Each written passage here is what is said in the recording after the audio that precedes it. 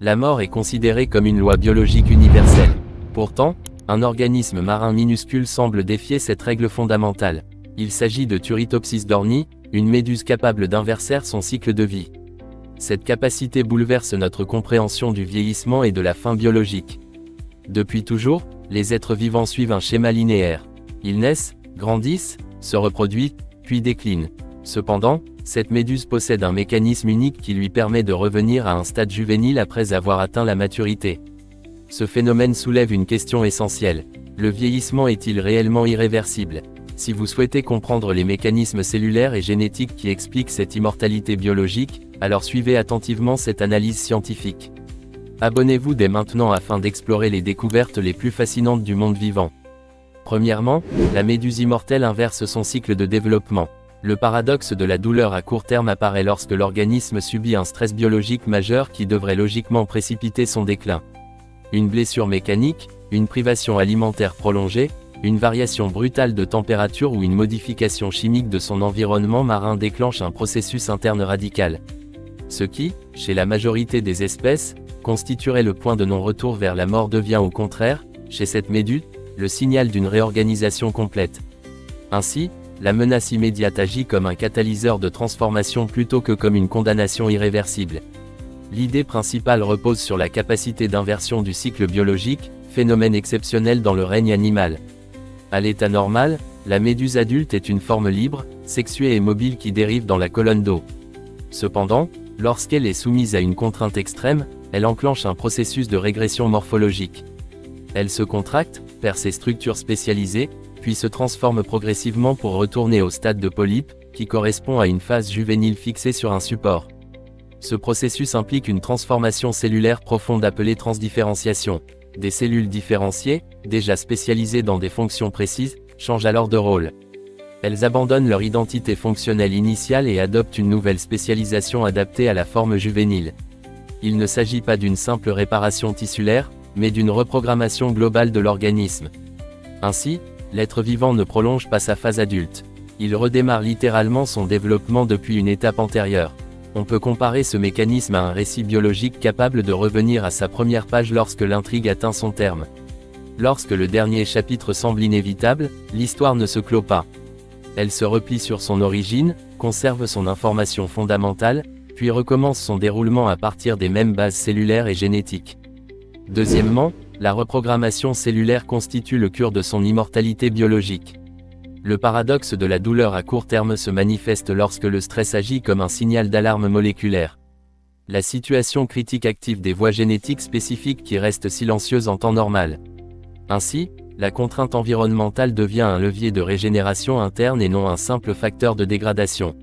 L'idée centrale repose sur une plasticité cellulaire exceptionnelle qui distingue cette espèce des autres organismes pluricellulaires.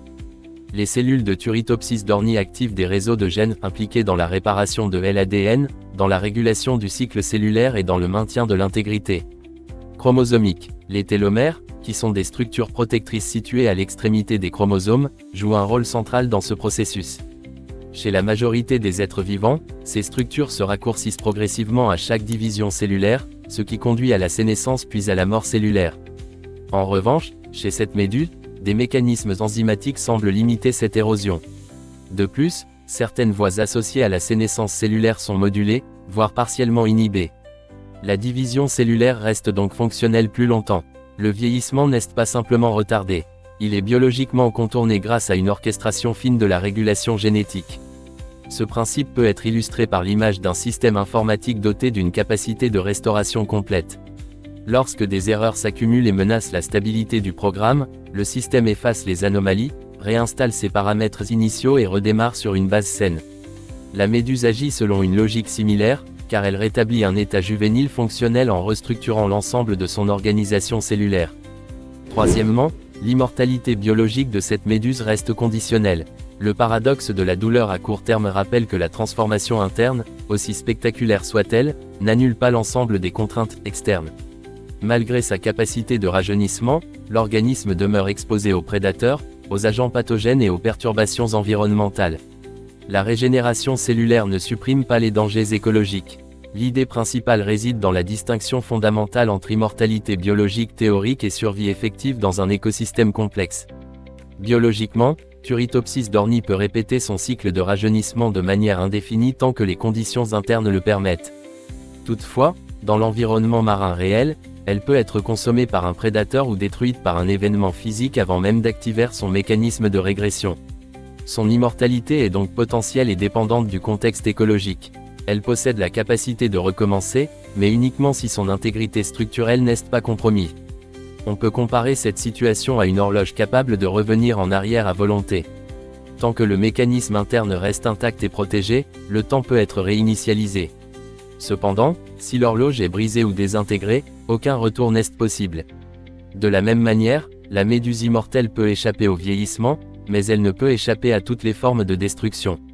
Quatrièmement, l'étude de cette méduse redéfinit notre compréhension du vieillissement.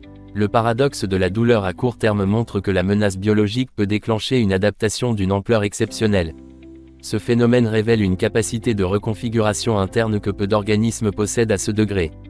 L'idée essentielle est que le vieillissement pourrait être modulable et dépendre de mécanismes régulateurs plus complexes que prévu. Les recherches scientifiques analysent les voies moléculaires impliquées dans la régulation de la division cellulaire, dans la stabilité génomique et dans la réparation des dommages oxydatifs. Chez cette méduse, certaines limites associées à la sénescence semblent repoussées grâce à une coordination précise entre expression génétique, signalisation cellulaire et remodelage tissulaire. Ainsi, le vieillissement apparaît moins comme une fatalité mécanique que comme un processus influencé par des équilibres dynamiques internes. Il ne s'agit plus seulement d'une accumulation passive de dommages irréversibles, mais d'un phénomène potentiellement modulable selon l'organisation biologique propre à chaque espèce. Cette découverte peut être comparée à l'existence d'un interrupteur caché au cœur du vivant. Lorsque cet interrupteur est activé par un signal spécifique, l'horloge biologique ralentit, s'efface, puis redémarre selon une nouvelle configuration. Ce phénomène transforme profondément notre perception des limites du corps et ouvre un champ de réflexion inédit sur la plasticité du vieillissement. L'étude de Turritopsis dorni met en lumière 3 enseignements majeurs. D'abord, le cycle de la vie n'est pas toujours linéaire. Ensuite, la plasticité cellulaire peut dépasser des limites considérées comme irréversibles. Enfin, le vieillissement dépend de mécanismes génétiques et cellulaires complexes. Ce principe nous rappelle que la nature conserve encore des secrets capables de modifier profondément notre compréhension du vivant. L'immortalité de cette méduse n'est pas une absence de mort absolue. Elle représente une capacité biologique de recommencement. Si vous souhaitez approfondir ces découvertes scientifiques et explorer les mystères du monde naturel, engagez-vous dès maintenant dans cette quête de connaissances. Abonnez-vous à la chaîne pour continuer à décrypter les phénomènes les plus fascinants de la biologie.